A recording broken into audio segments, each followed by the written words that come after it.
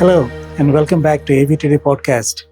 Today we are at brand new office of Qubix Technology, and as you might know, Qubix has started more than a couple of decades ago as a small team, and now they've scaled up to a team size of 120 people. So today we are here to explore the secret behind their growth and what is their vision. So let me introduce the man behind Qubix and let's find out what's the secret behind the success. Hi Rhythm. Hey, We are David. delighted to have you on our show. Thank you. Welcome. So it's good to meet and talk to people like you who are young, sizzling, and with a lot of expectations. So let's start. So how did Qubix start, and what keeps you excited um, all these years? So, of course, Cubix was started by my father, not as Cubix. It was started as another AV business back in 1984. And then because at that time, enterprise, this AV does not exist. So it started, and then, we transitioned. As technology transitions every year, we kept moving ahead, step by step. And, here we are today as Cubix. Excellent. So I understand it was started by your father. So can you just tell us a little bit about your entry into Qubix? Which year did you enter, and was it part of your career plan, or was it because of your family pressure? No, you no, there joined? was no family pressure. It was always a part of my career plan. Okay. It's very difficult to earmark, a time when I officially entered Cubix. Because I was, for some reason, very, very interested from my childhood days. Also because I was exposed to a lot of technology around. To tell you, I attended my first Infocom when I was 12 years old. Wow. Okay, That's and very at that time interesting. it used to happen in Suntec City, Singapore. Okay. And this is back in the day. I think 2003 or something is when I attended my first Infocom. But yes, officially I have been running Cubix from 2011, late 2011. Mhm. After I finished my college, and some gigs here and there. Then after that, I am handling Cubix from 11 onwards, late 2011. So did you understand AV well before Yeah, coming absolutely. into? I think yes. Okay, because earlier, I mean, it was not more of an AV; it was more of a television, projectors, and all that. So AV for us, the AV we see today, it started for us in 2001, 2, 3 times. I mean, Okay. imagine the Infocom in 2003 itself was AV. Like things had started moving towards connected rooms, connected systems. You could see a bit of AMX here and there. You could see some Crestron here and there. Hmm. All the players were in and around. Things were happening. I mean, and that was more or less the time when I was starting. So, not even starting; it was pre-starting. So, I I've understand. always been around this thing. So, what was your plan when you joined Qubix? So there was no plan to join. I mean, once I joined, there was of course plans to join. But then once I joined, it was we were mainly a pure consulting company at that time, Mhm. and I was too young to be a pure and only consultant at that time when I joined.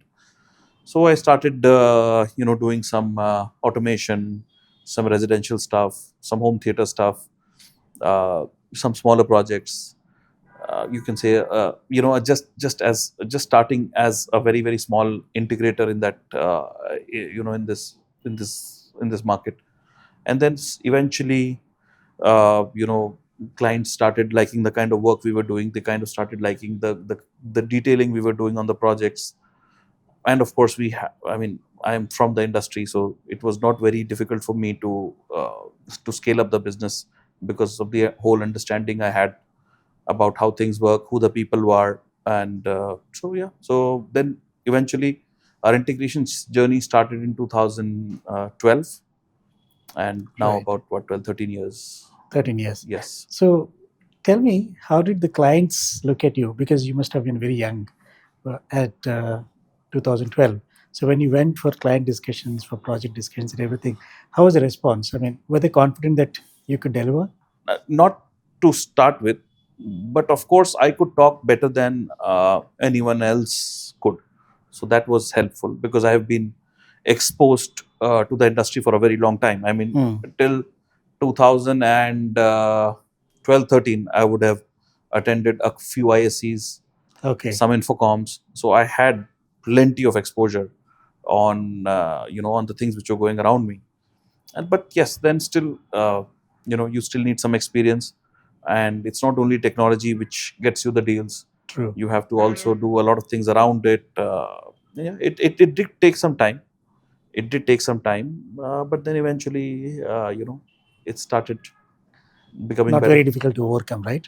No, no, not at all. Right, right. You have to start somewhere, right? Exactly. So, Yeah. yeah. So, what's Cubix in one word? Cubix is a design and build firm Mhm. which designs, integrates technology for audio, video, IT, and now lighting. You know, we integrate these things to the building, to the rooms, to anything. Basically, wherever you live, work, play, pray, we're everywhere. So So, residential as well as corporate. yeah, so Right. residential, the focus is little lesser now due to limited bandwidth what we have from the larger commercial projects. But yes, we continue to do some fantastic, large, complicated residential projects. Very deep automation or elaborate home theaters, or very large multi-room audio systems and stuff like that. Like we're doing one house which is 5.5 acres and has about 100 plus audio zones. Mhm. So that's the kind of residences we are doing. Last we did a residence which had about 350 to 400 automation keypads and a few thousand lighting circuits. So those are the kind of residential projects we focus on.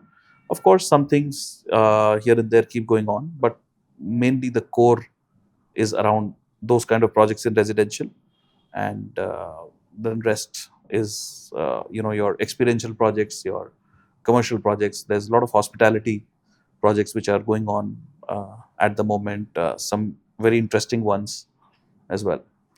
Which excites you more, residential or the pro? I think now there is a very thin line in the kind of residential and the pro we are doing. Mhm. So if you look at those kind of residential projects, they're almost like pro projects. So Okay. yeah, so it's not plug and play and do an auto tune Odyssey and done. So those kind of residences are very less.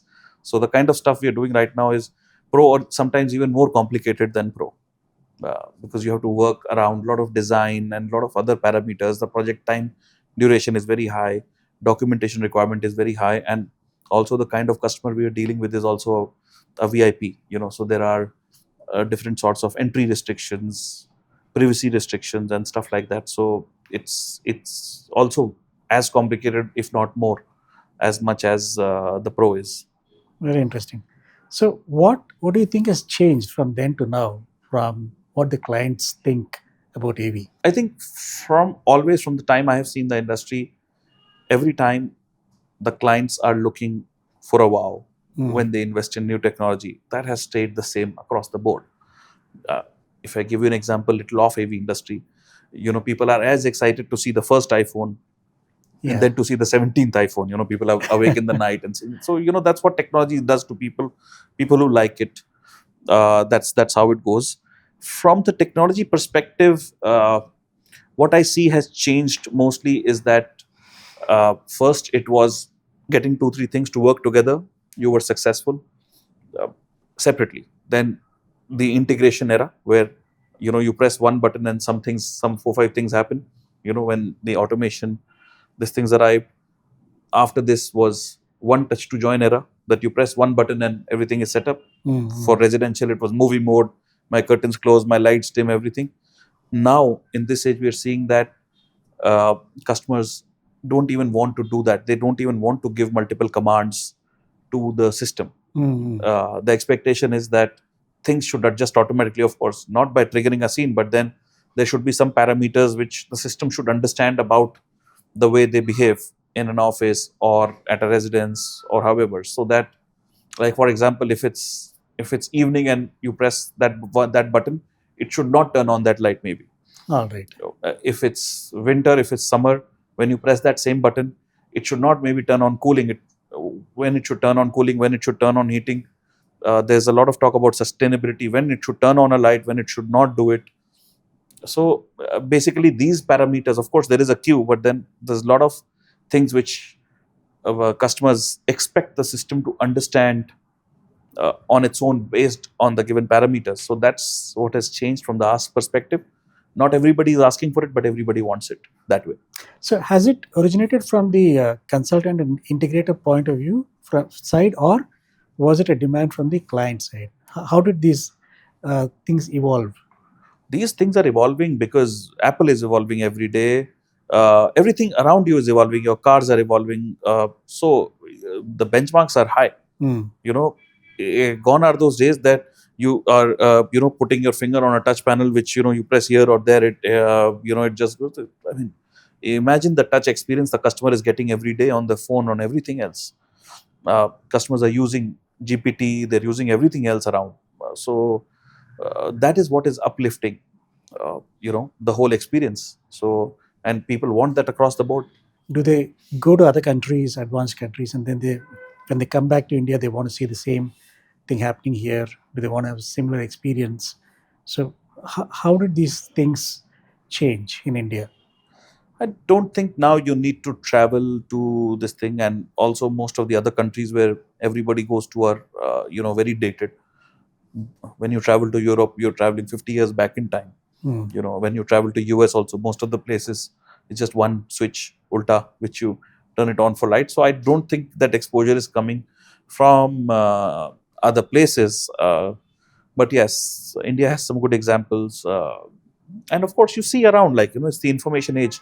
There's an information overload about everything on the internet. So if you start following a topic, some algorithm will follow you and start selling you everything which is available anywhere in the world. So that's where the whole curiosity and exposure and that demand for more and more is coming from, I believe. So I understand you always keep up yourself with the trends. So among all the integrators, what makes Qubix stand apart? I think what would differentiate the most is the approach to technology, how we approach the problem from a customer's perspective, from a user's perspective, and how we focus on building an experience and not just a system. So basically, the way we design things, the way we support, configure, and maintain those things could be a close second. So, there is no fun in having fancy gear if it doesn't work or if it's not programmed properly. True. Okay, if it's programmed properly also and then it's not working at a particular time, then no one picks up the call. Or if the guy picks up the call, doesn't know what to do with it.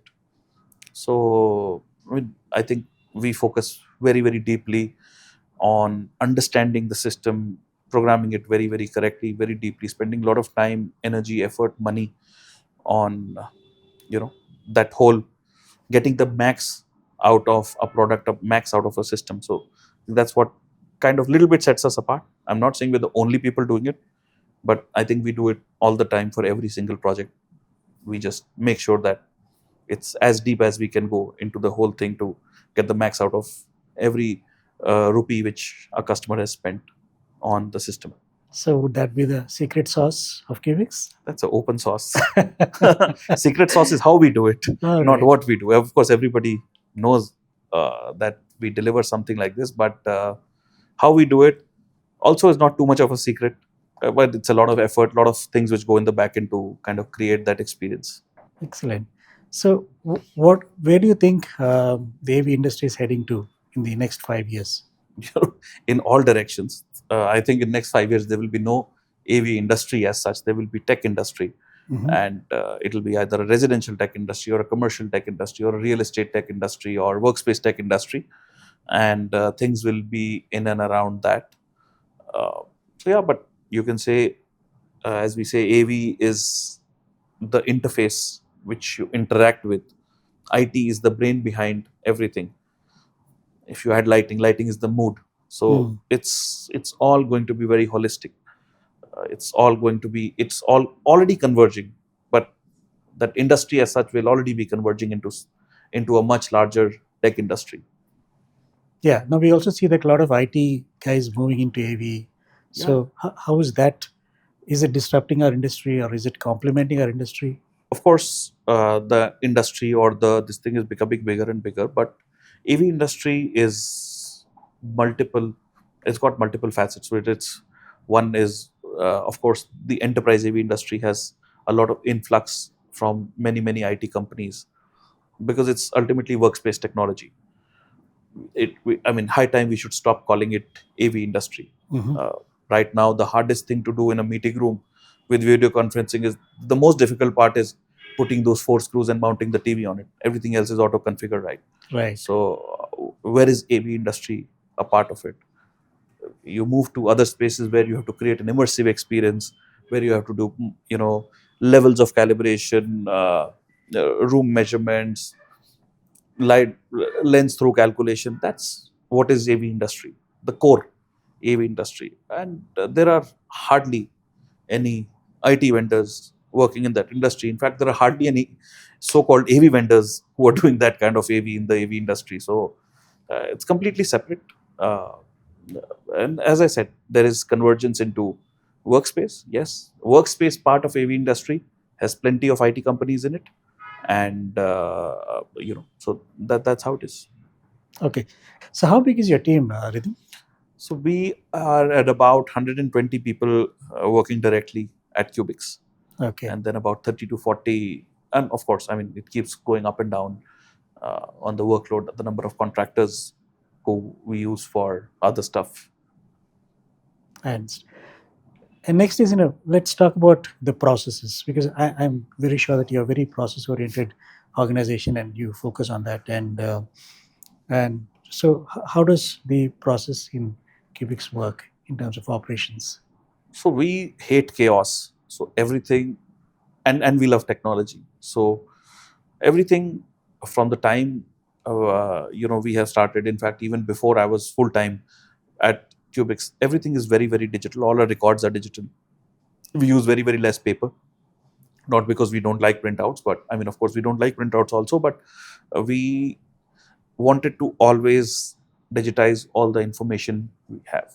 So from every drawing, every information, every checklist, everything is digitized, and everything is digitized in certain formats, so which is our legacy data.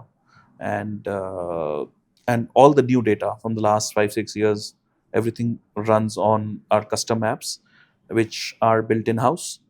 And because that's, with technology, with AV, with workflows changing every day, you cannot just buy one product and say, oh, you know what, this is my ERP and this is how I'll run forever. Mm. So these are apps which are built in house, maintained in house, and updated in house at very short intervals. Any new problem is discovered, is made a part of the app. That's why we have been able to implement and run the process beautifully on the app. It gives us a lot of consistency, lot of efficiency, and the work we do is very presentable.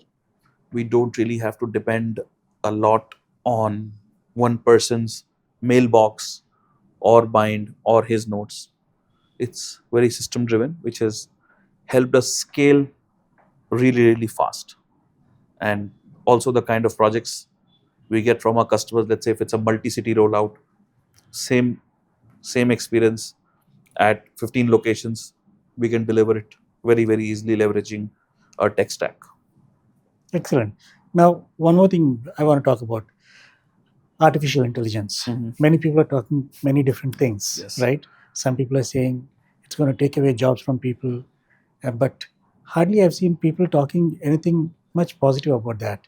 So I'm sure you've been using AI in a very productive way to improve your operations, right? So can you just throw some light on that? How you're actually making use of AI to deliver better experience to your clients?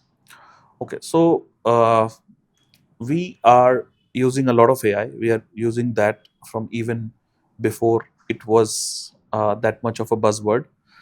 Our AI is not very customer facing, but of course, it is built, programmed, and designed to serve our customers.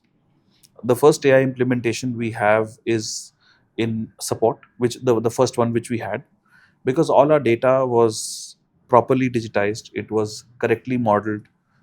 We could very easily, quickly, early on, train our own LLMs Mm-hmm. to and give that access to our our team members to pull out any existing project data, any existing warranty data, any existing support data. So let's say if a customer calls and our executive, whoever is there, picks up the phone, that they can very very quickly, basically with almost zero waiting time, get into the get the details of the customer system, what is there, when it was purchased, incoming, outgoing, drawings, configuration files, everything on the fly. So they have access to that, which they can feed into the technical team, which can go and close the support issue. That was the first implementation we had. Second implementation of our LLMs was that we could train our LLMs very very quickly on the drawings, designs, BOQs, and the trends. So any drawing and design, we are able to read, check, verify, test based on the trained LLMs. Why we use custom LLMs and not the globally available chat GPT and everything else is because those models are trained on everything in the world. So there is no control we have. Of course, those models are better. They can sometimes turn out better results, but most of the times they tend to hallucinate a lot with information which is not even relevant to us. So that is why our own models help, and it's been a lot of effort in building those models. But then we can train our model the way we want, and we can keep training it, keep optimizing it, and tuning it in the way we want it for future. So it's not something which everybody has access to. It's something which we have access to. We can also keep the data private, not that it matters too much, but basically we can have our AI our own way. So it will always be, you can say, a differentiator of sorts than using a general publicly available AI model. Right. So, how easy or difficult it is for uh, other integrators to do a similar thing? It's in today's time, it's not very difficult to do it. The only thing which is of prime importance is that the data you use to train the model should be nice and clean. So you cannot train a model. Basically, it's like training. It's like telling the system what to do and how to do. If your data is not digitized in a correct way, it's very difficult. And I would suggest people, if they're not doing it, they should do it from right now onwards. But otherwise, it's no rocket science. It can be done, but it needs some effort, some willingness, and some understanding of how systems and models work. Not to any third-party developer or anybody. Like, the company at the core should have somebody who can understand. In-house talent. In-house, not only somebody who you can hire. I mean, somebody who is a part of the core team, who can push that drive, that digital transformation drive through. Otherwise, you end up training a wrong model, and it's very bad. If you're wrongly trained AI model, you're in for a disaster. So True. So, how do your clients see it? so at the moment, clients are not exposed to it directly, Mhm. but they definitely feel the difference when we can turn out results, when we cut down the response time, very very quickly. Like, we when we can respond to them very fast with absolute relevant information, when we send drawings which don't come back with errors, when we don't go back to them for change orders, and of course eventually, we scale. We don't have to look back on too many things. Our documentation engine is completely AI based, so it can generate all the documentation, everything standardized according to that. How do your customers see the effect of this AI implementations? So customers don't access this AI directly as of now. We of course have plans to make it customer accessible in the future, where customers can talk to a chatbot and make it happen. But at the moment, customers want people-driven processes, and they don't want to wait into a call center or talk to a computer right now. Mhm. And we are more than with them to do that. It will be people-driven for as long as we see in the near future. However, the effects or the benefits they get, the hidden benefit is that there is no waiting time. There is nobody telling them that okay, fine, let me check and get back to you. The information given by the person is instantaneous, and that of course makes them happy. True. We may not be able to resolve everything over the fly or using AI, but at least from the response time perspective, we are bang on time immediately. There's no wait for 4 hours and let me get back to you types. It's also very easy and very less heavy on the system, for somebody does not have to go and run to multiple people. I mean, considering we have customers we support which are 10 to 12 to 15 years in the system, we don't have to really go and send somebody to a store to dig files, or open some ex-employee's mailbox or something like that. All the data sorted, arranged, ready, one click, accessible, with, of course, with rights management and everything. Very interesting. Tell me something about your management style. Just basically solve one problem only once. If it's a problem, if it's and if it's a recurring problem, build a system, solve it, move on, think about scale. That's it. Like, don't keep solving one problem. Repeatedly. Yes, and don't believe in hero culture. Like, I don't want one hero who can handle everything. And more process dependent, less people dependent. Not saying because we don't want people, or there's any problem, but it's just that sometimes we don't want to be limited by a human being's ability to solve a problem or to deliver a project. It should be system, because even if the same person who was doing something else 5 years behind don't want to do the same thing after 5 years, right? So True. technically, I understand. process never gets bored. That's very interesting. So your employees should be excited about your management style. I can understand. So one more thing is, I find you using the technology as efficiently as possible, right? And especially your new office talks a lot about it, right? Though you were in an iconic place which is well known, you shifted to a bigger and newer place, and Yes. it's looking wonderful Thank from you. all the angles. So, and I also see that you are using robotics. Can you Yes. tell us something about that? So of course, I mean, we want to be on the forefront of technology, on the cutting edge. So we are trying out some things with around delivery robotics. We're trying out some things on surveillance AI. It's just some things to keep us uh, entertained, and to keep and to also build some nice solutions for our customers. As I said, that AV integrators will no longer be AV integrators. We are technology integrators, and whatever requires technology integration, we are there. We want to do it. We may succeed, we may not succeed, but we want to try. It's exciting to sit in your cafeteria and have a chat. Thank you. Because Thank you've you. done a fantastic office. In fact, I used to be happy to come and visit you in your old office. That itself was great. But this ended up to be much, much better and Yes. larger. We wanted to enhance productivity. People are working on very demanding projects, and we wanted to have a space where we can be at calm, we can be at peace, we can be in an office environment with lots of space around, Yeah, so that everybody can just work and focus on what they're doing. I can see that. Yes, lovely place. Yes. It's a lovely place. Great. So, yeah, talking about the project, Yeah. can you talk about a unique project which actually stands out among what you've done so far? We're doing many complex projects right now, fortunately or unfortunately, and some of them go very long duration. One of the projects which I can mention, which is complicated, and I would not say complicated, uh, it's uh, it's something different. What we have not done before is that we are doing a ship. Okay. Yeah, it's a Interesting. really large casino ship. Mm-hmm. It's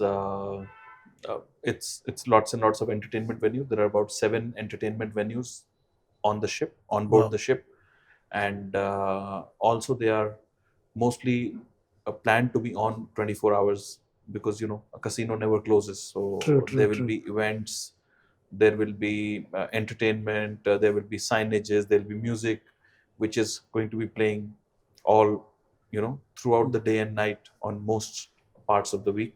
In India? In India, yes. Okay. Yes. Great. It'll be in Goa, Mm-hmm. and it's a very large ship, and I think a floor plate is about 50,000 square feet.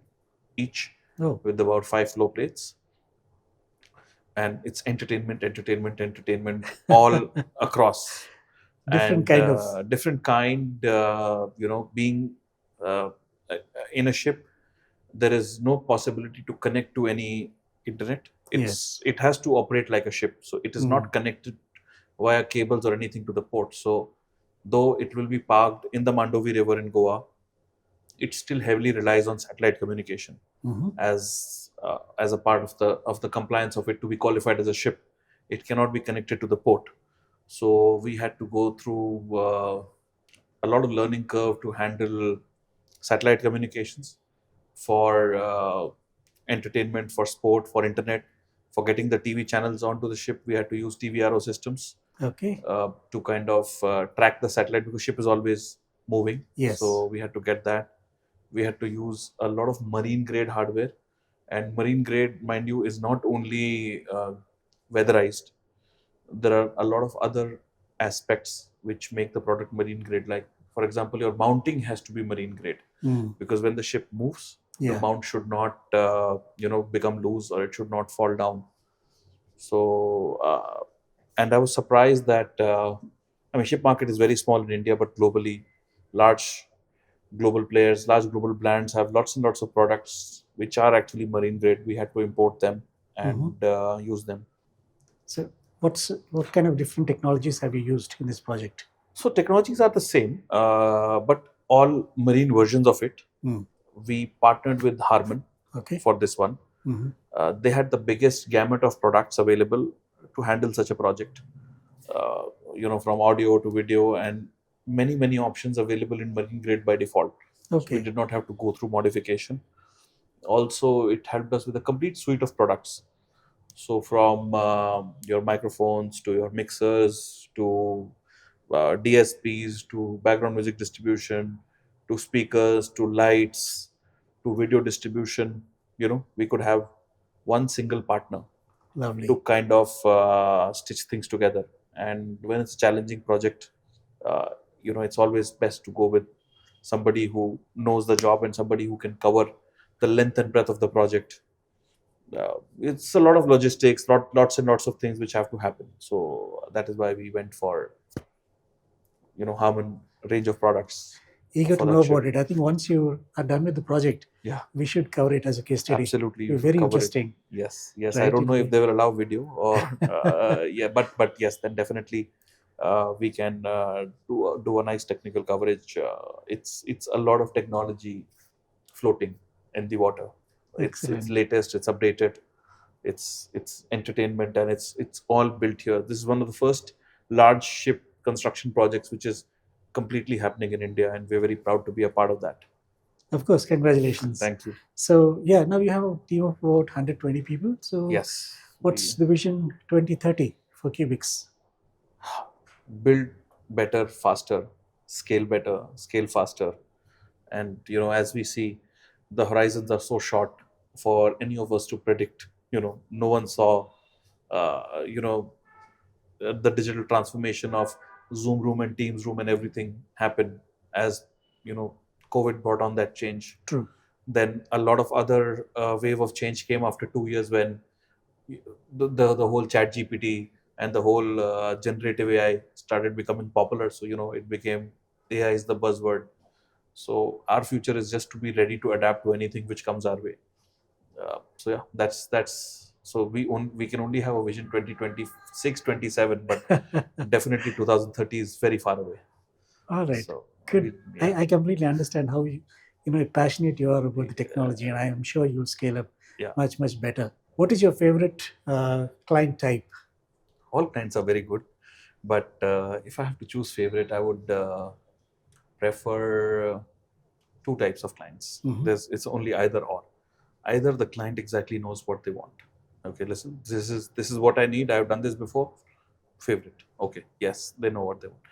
Or the clients who trust us and say, see, this is my problem, solve it for me. And if they trust us, we will solve it for them. What we don't like is somebody in between. I don't know what I need. I you know and it's all a mix up. That's what we don't like. So they themselves are not very clear what they want. Yeah, there are multiple stakeholders. They don't know what they want, what they need, what is the objective they want to achieve. Is it something? Why are they doing what they're doing? Is Mm-hmm. something which they're unclear of. So it not only wastes money, it wastes our time, it wastes their money. Everybody is at a loss in that case. So it's simple. Either you exactly know what you want, or you just tell us you don't know. We'll make sure. Give us a chance. Trust us. We'll make sure that we'll get you the best you may need. Have you had such clients, wrong clients? Yeah, all of us keep getting wrong clients. But yes, as we grow as a company, we have the luxury to choose. Mm. Uh, sometimes the clients we would not want to really work with, simply not because of anything else, but because we don't want to get sleepless nights later once the project is executed. That this is not working, that is not working, True. because we do this day in and day out. So we know Mhm. more or less what will work, what will not work. Technology has its limitations, and we understand it better than anybody else does. So, yeah. I'm sure I believe that. So what do you think is the biggest red flag in the RFP? So RFP process has a few red flags. I think the biggest one and the most easiest one to say is, the lowest bidder gets the order. Uh, so I'm not saying that customers don't have a right to negotiate or to find the best price, but then Mm. sometimes in a solution as wide as AV, things are not very easily apple to apple. So it's like you going to a medical store and saying, give me a medicine. So it's like, the chemist is the cheapest doctor available, right? So True. you yes, he may give you a medicine, somebody else may give you a medicine.